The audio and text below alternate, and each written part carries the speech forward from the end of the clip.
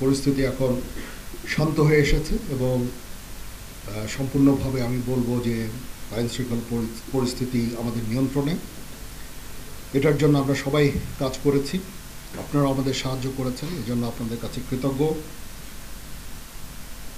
Police কিছু ট্রমার মধ্যে আছে, এই ট্রমাটা কাটিয়ে উঠলে পুলিশ তাদের দায়িত্ব সঠিকভাবে আবার পালন করতে পারবে।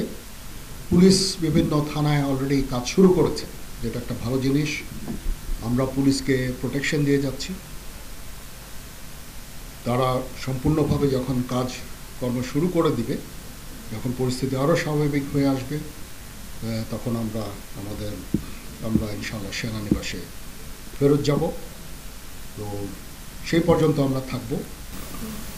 মাইনরিটি একটা ইস্যু নিয়ে কিছু কিছু কথাবার্তা হয়েছে, বাট 20টা জেলায় মোট 30টা এরকম মাইনরিটি রিলেটেড অরাজকতা হয়েছে। সেটা অবশ্যই একটাও কাম্য না, একটা হওয়াও কোনো কাম্য না আমাদের কাছে।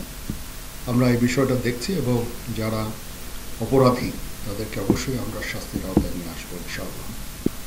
জীবন বিপন্ন হয়, ধর্ম বর্ণ নির্বিশেষে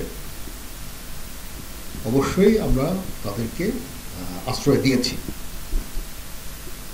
এবং তাদের বিরুদ্ধে যদি কোনো অভিযোগ থাকে, মামলা হয়, অবশ্যই তারা শাস্তির আওতায় যাবেন। কিন্তু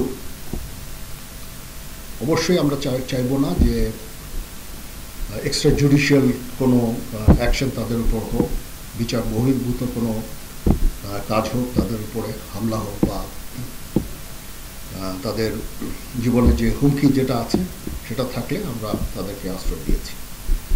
যেই হোক, যেই দলেরই হোক, যেই মতেরই হোক, যেই ধর্মের হোক, সেটা আমরা করব। আমরা এই সরকারকে সর্বতভাবে সাহায্য করব। সরকার কিছু সংস্কার করতে চাচ্ছে এবং একটা ফ্রি ফেয়ার ইলেকশন করতে চাচ্ছে। সেটার জন্য যে ধরনের যতদূর সহায়তা তারা আমাদের কাছে চাবেন সেটা আমরা করব। অনেকগুলো উদ্ধার হয়েছে, এখনো কাজ চলছে। আমি আশা করি যে সামনে এগুলো উদ্ধার হয়ে যাবে। অবশ্যই এটা উদ্ধার করা জরুরি।